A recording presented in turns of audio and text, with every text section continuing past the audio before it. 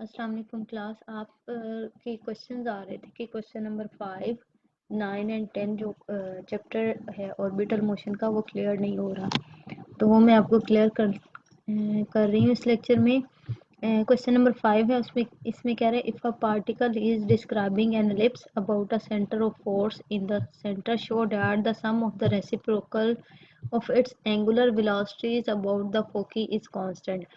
पहले तो वो ये कह रहा है कि एक पार्टिकल जो है वो एलिप्स की शेप पे मूव कर रहा है और उसका सेंटर जो है वो फोर्स के सेंटर पे लाई कर रहा है। ये देखें, ये फोर्स इम्प्लीमेंट हो रही है और ये फोर्स का सेंटर है और यही फोर्स का सेंटर जो है वो एलिप्स का भी सेंटर है। Show that the sum of the reciprocal of its angular velocities about the foci is constant. अब वो ये कह रहा है कि ये जो फोकस लाइन पे हैं, इस पे जो एंगुलर वेलोसिटीज हैं वो उनका सम जो है वो कांस्टेंट होगा। पहले तो हम इसकी एंगुलर वेलोसिटीज फाइंड आउट करेंगे, फिर उसका सम जो है उसको कांस्टेंट शो कर देंगे। जैसे ये हमारे पास लिखा हुआ है यहाँ पे एंगुलर वेलोसिटी ओमेगा का कि वो होती क्या है, तो अकॉर्डिंग टू डेफिनेशन इसको कैलकुलेट करेंगे। Angular velocity is the rate of change of angular displacement phi with respect to time. Phi angle की टाइम टी के लिहाज से जो डिस्प्लेसमेंट या रेट ऑफ चेंज होगा उसको हम एंगुलर वेलोसिटी का नाम देते हैं। At t if p is position of particle about o then d phi by D t is equal to omega. डब्ल्यू कह लें और इसको ओमेगा कह लें। इसमें एंगुलर वेलोसिटी की वो ये कह रहा है कि अगर टी टाइम पर पी पोजीशन पे पार्टिकल जो है वो अबाउट ओ उसकी हम एंगुलर वेलोसिटी लेंगे तो उसको हम इस तरह से लिखा करेंगे। Mean to say d phi by D t, उसको एक नोटेशन जो देंगे वो ओमेगा की देंगे। Give the magnitude of the angular velocity, ये क्या देगा हमें, मैग्नीट्यूड या रेट बताएगा कि एंगुलर वेलोसिटी एक्चुअल में है कितनी। देन ये उसने इसकी डायग्राम दी है एंगुलर वेलोसिटी की कि ये हमारे पास जो है एंगुलर मोशन हो रही है और पी पोजीशन पे जो फोर्स इम्प्लीमेंट हो रही है अबाउट ओ। तो यहाँ से जो है वो d phi by D t जो हमारा होगा वो क्या होगी, एंगुलर वेलोसिटी होगी। एंगुलर वेलोसिटी वेक्टर डब्ल्यू, अब वेक्टर की सेंस में इसको देखेंगे कि वेक्टर की सेंस में ये कैसे परफॉर्म करती है। वेक्टर अगर हम इस पे इम्प्लीमेंट करें ओमेगा पर तो ये हमारे पास d phi by D t के यूनिट वेक्टर जो है हमारे पास आ जाएगा, क्योंकि हम पॉइंट जो ले रहे हैं वो हम एक ले रहे हैं आई क्रॉस जे प्लेन पे, where k is equal to i unit vector cross j unit vector is the unit vector that is perpendicular to x y plane. जब भी हमारे पास एंगुलर वेलोसिटी इंप्लीमेंट होगी वो इस पे परपेंडिकुलर एक्स वाई प्लेन पे perpendicular apply हो रही होगी, इसलिए हमने के यूनिट वेक्टर लिया। और ये के यूनिट वेक्टर स्पेस का नहीं है, बल्कि ये कैसे डिफाइन हो रहा है, i multiply by j mean to say ये यूनिट वेक्टर और ये यूनिट वेक्टर, इसके जो क्रॉस मल्टीप्लीकेशन से यहाँ एरिया बन रहा है उसको हम के वेक्टर का नाम दे रहे हैं। Okay, if a particle is rotating with angular velocity w bar in A with center of origin, its velocity is perpendicular to w and r. अब वो ये कहता है कि अगर पार्टिकल रोटेटिंग कर रहा है with angular velocity w with centre of origin पे सेंटर रखते हुए, तो उसकी वेलोसिटी हमेशा क्या होगी, परपेंडिकुलर हुआ करेगी। किस पर, एंगुलर वेलोसिटी पर और रेडियस पर। And to direction is connected to the direction is of w and r vector by right hand rule। और उसकी डायरेक्शन भी वो बता रहा है कि जो है इसके डायरेक्शन के ये साथ कनेक्टेड हुआ करेगी। जैसे कि यहाँ पे आप डायग्राम में देख सकते हैं कि आर, ये आर है और ये डब्ल्यू है। देखें आर रेडियस मूव कर रहा है किस तरफ को, एंगुलर वेलोसिटी की तरफ को, और वेयर एज यहाँ पे ये जो वेलोसिटी हमारी आ रही है वी बार वो भी इसी डायरेक्शन में आ रही है, उसी से कनेक्टेड है। So we say that s is equals to r phi. R जो है हमारे पास ये रेडियस वेक्टर है और ये जो एंगुलर एंगल है इसको जब हम मल्टीप्लाई करेंगे तो हमारे पास एक क्या आएगा, इसको हम सरकमफ्रेंस का नाम देते हैं। सर्कल का एक पार्ट जो है ये हमारे पास आ जाएगा। और फिर अगर हम इसका डेरिवेटिव फाइंड करेंगे विद रिस्पेक्ट टू टाइम तो ये हमारे पास डेरिवेटिव इम्प्लीमेंट हो जाएगा इस साइड भी, क्योंकि रेडियस में तो कोई चेंज नहीं आ रहा विद रिस्पेक्ट टू टाइम, इसलिए जो डेरिवेटिव अप्लाई होगा वो एंगुलर वेलोसिटी पे अप्लाई होगा या एंगल पे अप्लाई होगा, angle time to time change होगा। Then d s by D t जो है उसको हमने वी मैग्नीट्यूड, ये मैग्नीट्यूड जो है हमें डिनोट कर रहा है वेलोसिटी का, और ये हमें एंगुलर वेलोसिटी का मैग्नीट्यूड दे रहा है। इसी तरह इसको अगर हम वेक्टर फॉर्म में लिखें तो इस तरह से हम इसको वेक्टर फॉर्म में भी लिख सकते हैं। Now we know that W is equals to d theta by D T. हम या डी थीटा लिख लें या डी फाई लिख लें, एक ही बात है, एंगल ही बनना है, चाहे वो थीटा की फॉर्म में आप लिख लें या फाई की फॉर्म में। Okay, d theta by D t can be written as d theta by d s and d s by D t. Chain rule यहाँ पे हमने इम्प्लीमेंट कर दिया, और यहाँ बस इसकी वैल्यू सब्सटीट्यूट करेंगे, d s by D t की वैल्यू पुट करेंगे हम यहाँ पे, that is equals to v, और d theta by d s की वैल्यू यहाँ हम सब्सटीट्यूट करेंगे, और इसके अकॉर्डिंग हमारे पास d theta by d s जो है वो हमें साइन फाई दे रहा है। बाकी हमारे रिमेनिंग रह जाएंगे वी डिवाइडेड बाई आर रह जाएगा। और साइन फाई कैसे आया ये देखें, उसने यहाँ ट्राइंगल बना के इसको क्लियर भी किया हुआ है कि किस तरह से यहाँ साइन फाई जो है वो इम्प्लीमेंट होता है, क्योंकि यहाँ पे एक राइट एंगल ट्राइंगल बनती है। अब हम अपनी प्रॉब्लम की तरफ आते हैं। ये सारी चीज़ें जो है हम इसमें पुट करेंगे इस प्रॉब्लम में, क्योंकि ये सारी हमारी रेलिवेंट प्रॉब्लम के डेफिनेशंस हैं। Okay, let at any time t position of particle be p. Time t पर पोजीशन क्या है पार्टिकल की, पी है। Describing an ellipse, describing an ellipse under central force through the center and v be the velocity of the particle along the tangent then।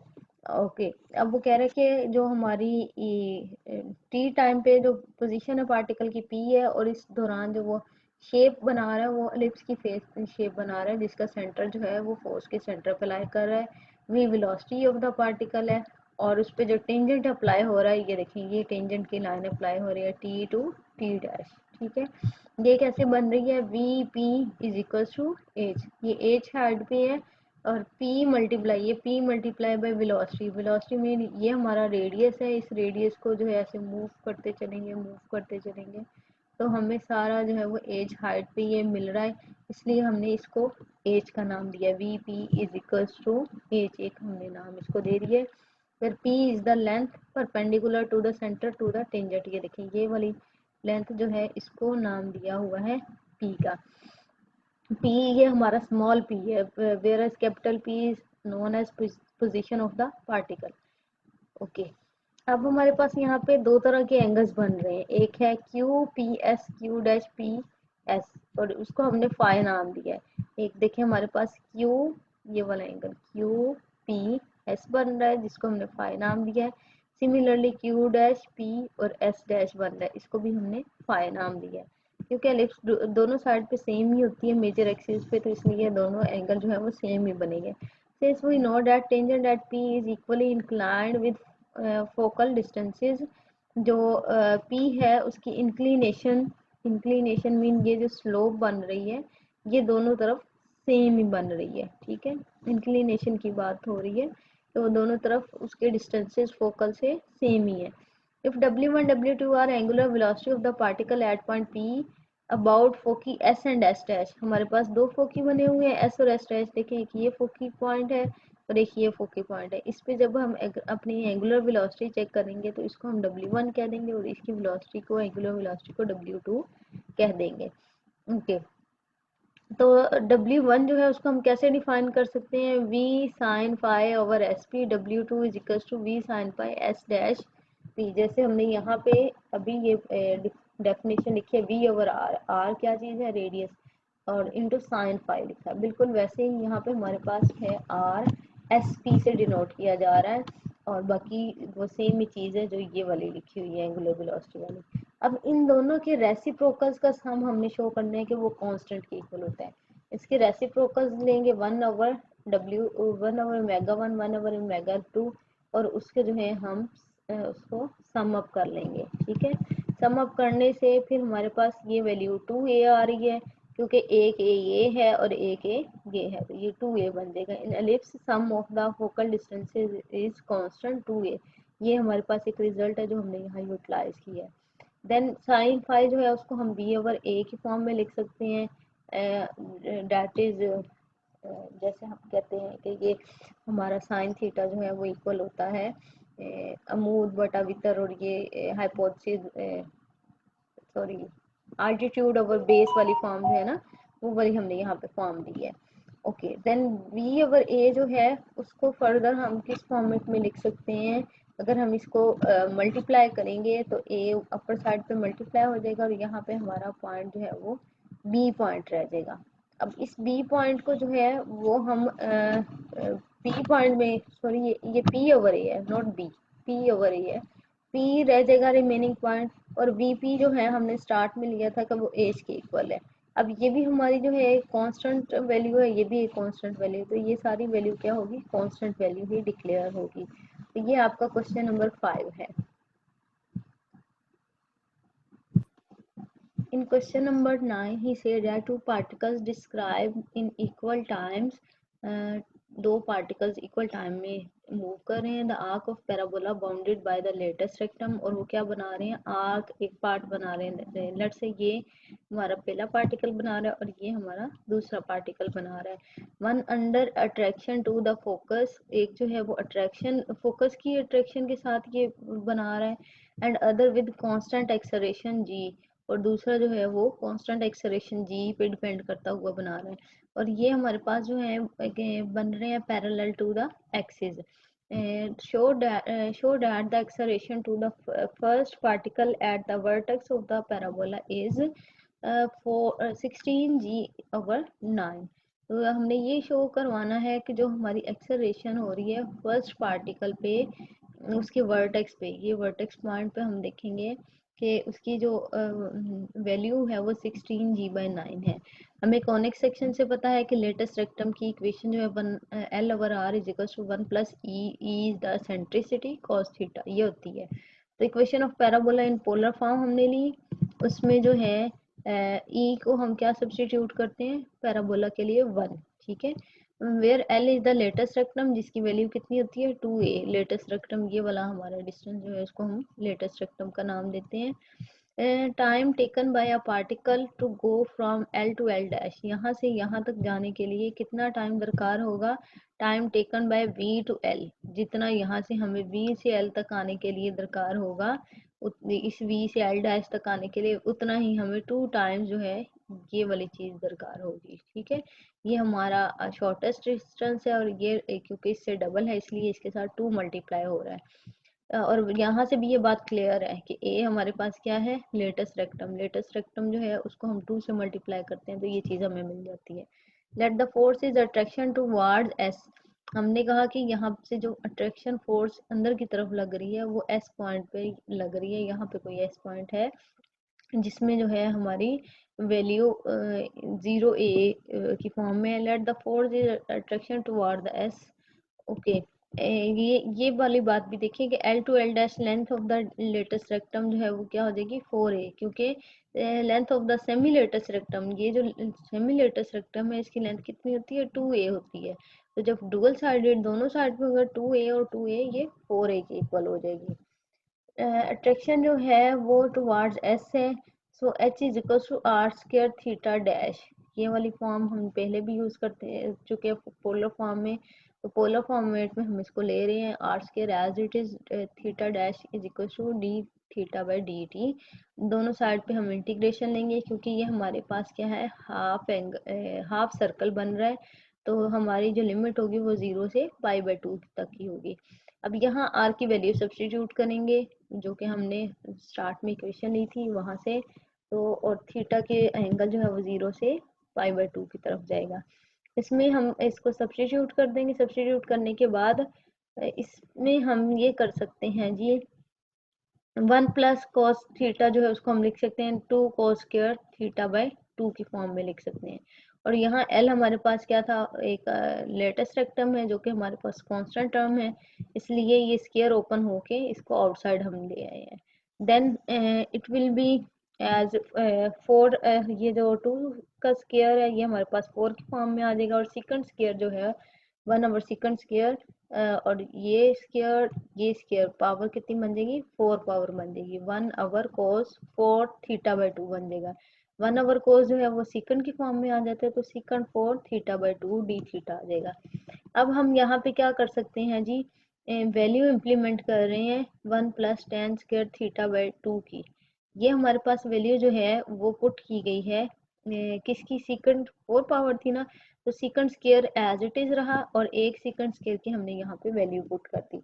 अब इस secant square को अंदर inside हम मल्टीप्लाई करेंगे, मल्टीप्लाई करने के बाद इसकी इंटीग्रेशन करके इसमें लिमिट सब्सटीट्यूट कर देंगे और हमारे पास फाइनली जो है वो आंसर ये वाला आ जाएगा।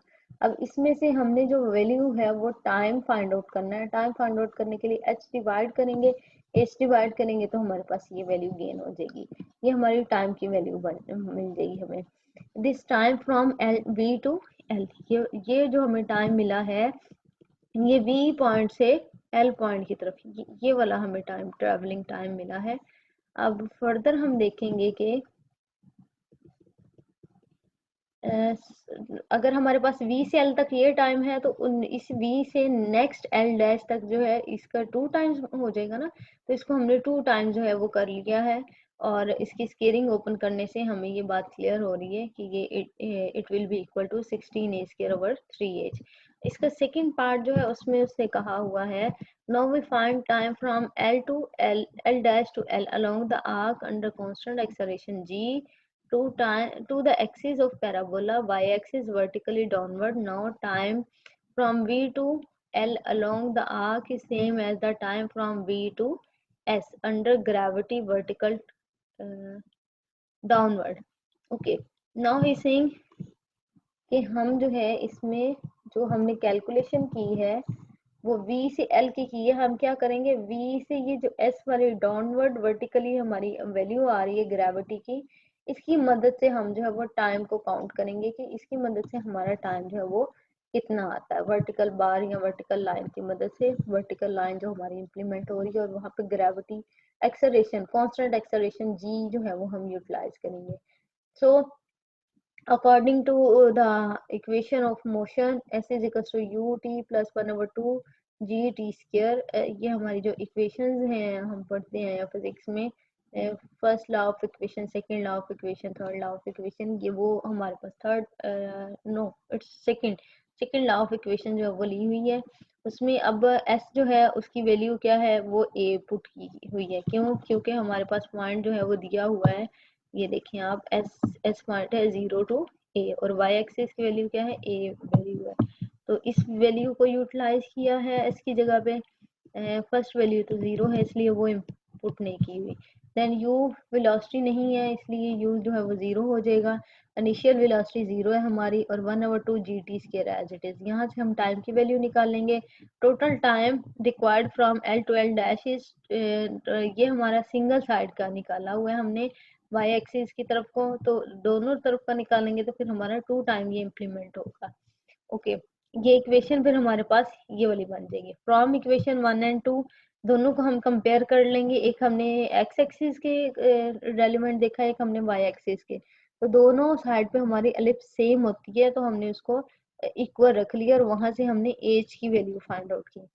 Now if f is the acceleration of first particle towards focus s, then जो हमारी अप्लाई हो रही है एफ एक्सेलरेशन है फर्स्ट पार्टिकल पे एस पॉइंट की तरफ, then F will be H square U square D square U over D theta plus U. ये वैल्यू हमने जो है वो रीड आउट की हुई है, रिजल्ट पढ़ा है इसी चैप्टर में, तो वो रिजल्ट हमने फोर्स का लिया है। उसमें हमने जस्ट वैल्यू एज की पुट की है और बाकी वैल्यू को इसको हम सिंप्लीफाई कर रहे हैं। सिंप्लीफाई करते हुए हमारे पास ये इक्वेशन आ जाएगी और यहाँ से जो है वो कहता है कि F is equal to M A Newton second law.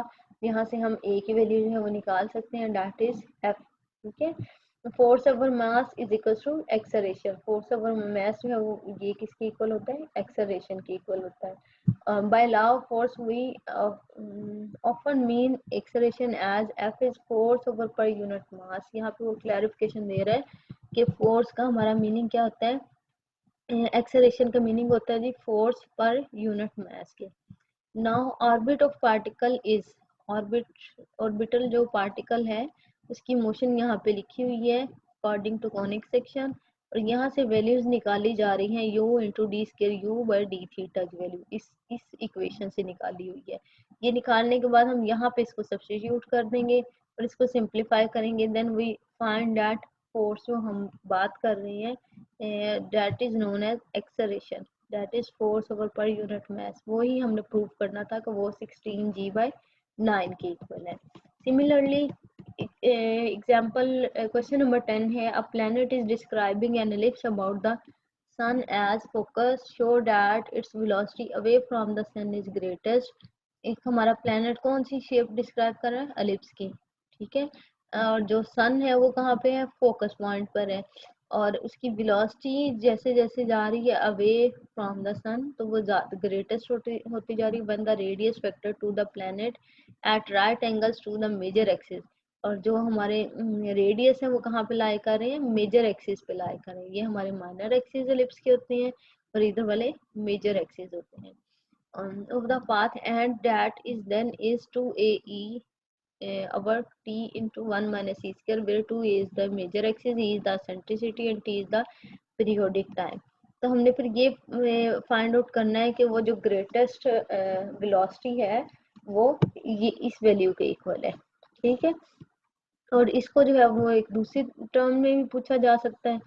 इसके लिए हम क्या करेंगे, इक्वेशन यूज करेंगे एलिप्स की, जो कि हमारे पास L is equal to conic section की इक्वेशन हम ले रहे हैं, L is equal to L over 1 over E cos theta. यहाँ पे अगर हम R की वैल्यू निकाल रहे हैं तो वो ये इस फॉर्मेट में आ रही है, और 1 प्लस E cos थीटा जो है उसकी वैल्यू पावर 1 है, उसको हम -1 के फॉर्म में लिख सकते हैं।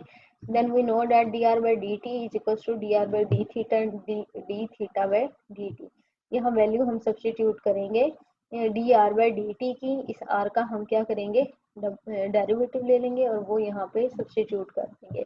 d थीटा/dt एज इट इज रहेगा, जिसको हम फर्दर थीटा डॉट की साइन में लिख लेंगे। यहाँ पे सिंप्लीफिकेशन इसने इसमें इम्प्लाई की है, और यहाँ वो लिख रहा है कौन कौन सी वैल्यूज हम यहाँ पे यूज कर रहे हैं। Similarly R square over theta dot is equal to H, R square theta dot जो है उसको एच का नाम दे दिया है।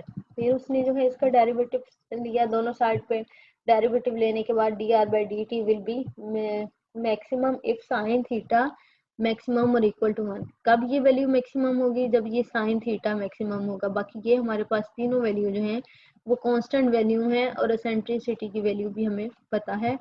अब सारी बाकी वैल्यू इस पे डिपेंड करती है, ये जब मैक्सिमम वैल्यू हो जाएगी तो ये सारी वैल्यू जो है वो मैक्सिमम हो जाएगी, otherwise it will B least.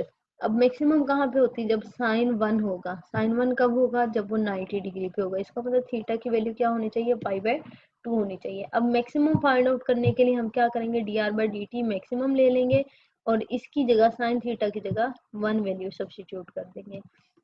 1 value substitute कर दी, then we now take t is equal to 2πa 3/2 over mu. ये पीरियोडिक टाइम भी हमने निकाला हुआ है। इस पीरियोडिक टाइम से हमने वैल्यू निकालनी है L की, और यहाँ पे सब्स्टिट्यूट कर देनी है, ठीक है, म्यू की और L की। म्यू की वैल्यू निकाली हमने, देन L की वैल्यू निकाली, दोनों यहाँ पे इस इक्वेशन 11 में सब्स्टिट्यूट कर दी, तो हमारे पास जो है रिक्वायर्ड रिजल्ट आ गया कि मैक्सिमम जो डिस्टेंस है या मैक्सिमम एक्सेलरेशन है वो ये फॉर्मेट की है। I think so its maximum velocity, greatest velocity या किस वेक्टर पे या किस रेडियस पे ग्रेटेस्ट वेलोसिटी होगी, और वो ये इस वैल्यू से कैलकुलेट की जा सकती है। ये आपके तीनों क्वेश्चंस हो गए जो आपकी डिमांड थी कि हमें क्लियर नहीं हो रहे, इसको मैंने आपको क्लियर कर दिया। फर्दर अभी भी कोई पॉइंट आपको क्लियर ना हो तो आप मुझसे जो है वो इंडिविजुअली डिस्कस कर सकते हैं अपने व्हाट्सएप ग्रुप पे। Thank you.